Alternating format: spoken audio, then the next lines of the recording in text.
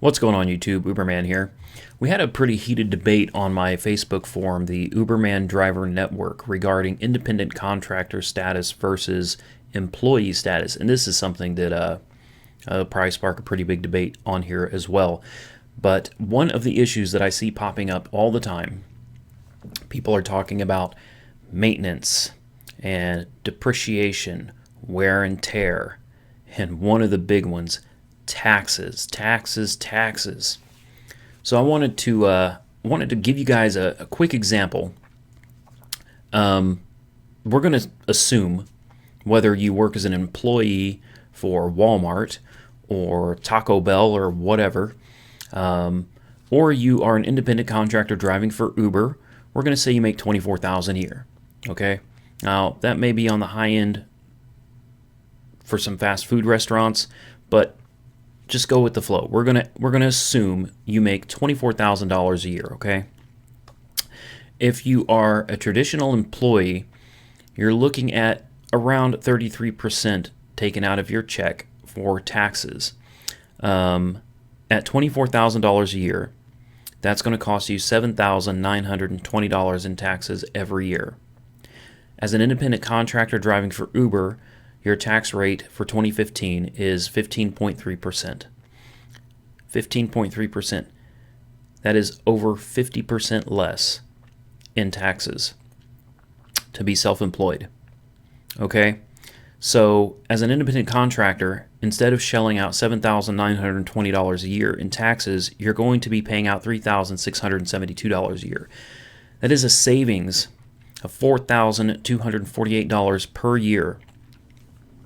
And you also have to take into consideration the deductions that come into play for independent contractors.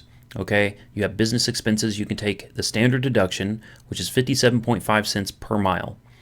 Obviously, the more miles you can rack up in the tax year, the more of a deduction you're going to get that's going to further reduce the amount of taxes you're required to pay to the IRS. You cannot do this working a traditional job or as an employee.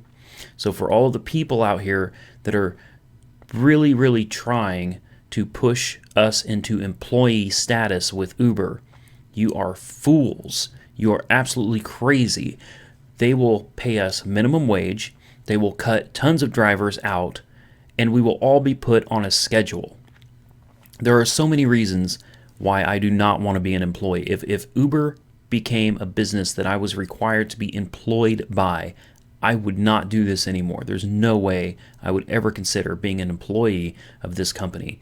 Independent contractor status is where it's at. Okay, I don't need the benefits. I have my own personal health coverage. I don't need benefits through a job. I don't need a schedule. I don't need to be paid minimum wage for what I'm doing. I get a great mileage deduction. So for the people that are out there screaming wear and tear, guys, that's what the mileage deduction is for. You cannot sit around and claim taxes, wear and tear, but yet at the end of the year, you know you are the first one in line to claim that 57.5 cent per mile tax deduction for your mileage, which is to cover your wear and tear, which reduces your taxes, and you're only paying 15.3% as an independent contractor. What are you complaining about? Even if you make less working for Uber than you made working at, say, Walmart or another, just pick anywhere, okay? Even if you make a little bit less, the savings in taxes should more than compensate for that. Anyway, guys, that's all I've got for you. I don't want to make this video too long, but think about it for a minute, okay? You get plenty of deductions. You get a huge tax break. You get to work your own schedule. Why would you want to be an employee? I don't get it. Anyway, that's my opinion. That's my 2 cents. Tell me what you think. Comment below. Let me know what's going on. What your opinion is on this matter. And of course, if you're thinking about becoming an Uber driver, promo code right here. Down in the description, there's a link that takes you directly to the sign-up page, and usually there's a $100 to $500 sign-up bonus for you and for me. So, sign up, take your 20 trips or whatever the case may be, make some extra money, and let me know how you're doing out there. As always, guys, like, comment, subscribe, be safe out there, and Uber on.